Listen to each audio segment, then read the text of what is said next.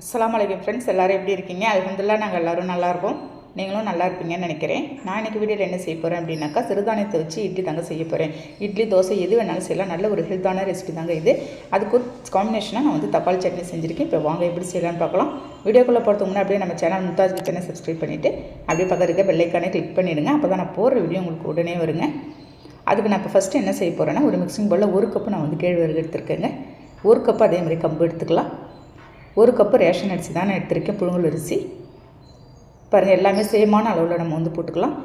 எல்லாமே நான் 3 கப்பு போட்டிருக்கேன். அதுக்கு வெள்ளை ஒரு 1/2 கப்பு நம்ம ஆட் பண்ணிடலாம். 1 ஸ்பூன் வெந்தயம் போட்டு ஒரு 2 மணி தண்ணி ஊற்றி நல்லா க்ளீன் பண்ணி அலசி எடுத்துகிட்டு வந்துட்டு போகிறேங்க. பாருங்கள், கல் மண் எதுவுமே இல்லாத நல்லா க்ளீன் பண்ணிட்டு வந்துடலாம். நம்ம முடிஞ்ச அளவுக்கு 2 மணி தண்ணி ஊற்றி நல்லா கழுவிட்டு வந்துடணுங்க. பாருங்கள், எல்லாத்தையும் நல்லா க்ளீன் பண்ணிவிட்டு இது அப்படியே கிட்டத்தட்ட ஒரு 6 மணி நேரமாவது நமக்கு ஊறணும். நல்லா ஊறும் போது உங்களுக்கு சீக்கிரமே அரைஞ்சிடுங்க. ஒரு 6 மணி நேரம் கழித்து தான் நான் இப்போ பார்த்துருக்கேன். பாருங்கள், நல்லா ஊறி வந்திருக்கு. இந்த மாதிரி ஊறணும் உங்களுக்கு. நெக்ஸ்ட்டு ஒரு மிக்ஸி ஜாரில் சேர்த்து கொஞ்சம் கொஞ்சமாக நான் மாவை அரைச்சி எடுத்துகிட்டு வந்து போகிறேன். தண்ணி நமக்கு மீடியமாக ஊற்றிக்கலாம். ரொம்பவும் தண்ணியாகிடக்கூடாது மாவு உங்களுக்கு. அப்படின்னா இட்லி ஊற்றுறதுக்கு நம்ம கரெக்டான ஒரு கன்சிஸ்டன்சிக்கு வராதுங்க. பாருங்கள், இந்த அளவுக்கு நம்ம அரைச்சிக்கணும். அதனால் அதே சமயம் நல்லா கொஞ்சம் நைஸாகவும் இருக்கணும். பாருங்கள், எந்த அளவுக்கு நான் நைஸாக அரைச்சிருக்கேன்னு.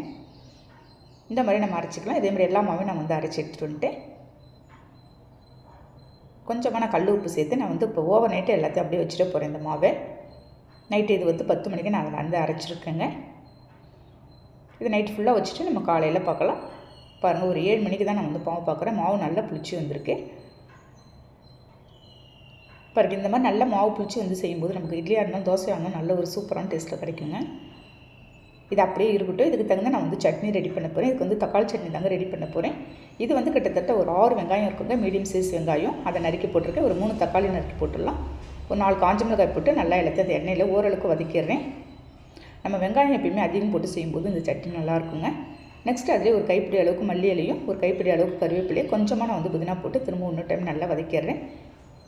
பாருங்கள், நல்லா வதங்கணும். உங்களுக்கு வெங்காயத்தை நல்லா வதங்கினாலும் சட்னியும் அதே சமயம் நமக்கு டேஸ்ட்டாக இருக்கும். நல்லா ஆற வச்சு ஒரு மிக்ஸி ஜாரில் போட்டு கொஞ்சமாக உப்பு ஆட் பண்ணி நம்ம தண்ணி எதுவுமே காட்டக்கூடாதுங்க. தண்ணி காட்டாத நமக்கு திக்காக இருந்தால் தான் நல்லாயிருக்கும். பாருங்கள், இந்த மாதிரி நல்லா அரைச்சிட்டு வந்துடணும். நான் இதில் தண்ணி எதுவுமே காட்டலை. அந்த மிக்ஸி ஜார் கழுவி மட்டும்தாங்க கொஞ்சமாக தண்ணி ஊற்றிருக்கேன். நெக்ஸ்ட்டு தாளிப்பு தான். கடுகு பருப்பு கருவேப்பிலை போட்டு தாளித்து ஊற்றிடுறேன். சூப்பரான டேஸ்ட்டில் சட்னி நான் ரெடி பண்ணிவிட்டு பாருங்கள், இட்லியும் அதே சமயம் ஊற்றி வச்சுட்டேங்க. இந்த இட்லி எந்த அளவுக்கு சாஃப்டாக வருது பாருங்கள். உங்களுக்கு அதே சமயம் ஒரு ஹெல்த்தான ரெசிபியும் கூட. இந்த மாதிரி சிறுதானியத்தெல்லாம் நம்ம செஞ்சு சாப்பிடும்போது உங்களுக்கு சர்க்கரை அளவு கட்டுப்படுத்தும். நமக்கு பிபிலாம் வராதுங்க. உடல் எடையை கூட உங்களுக்கு குறைக்கும். இந்த சிறுதானியம்லாம் நம்ம அடிக்கடி உணவில் இந்த மாதிரி தாங்க சேர்த்துக்கணும். பாருங்கள், எந்த அளவுக்கு உங்களுக்கு சாஃப்டாக வந்திருக்கு பாருங்கள் இட்லி.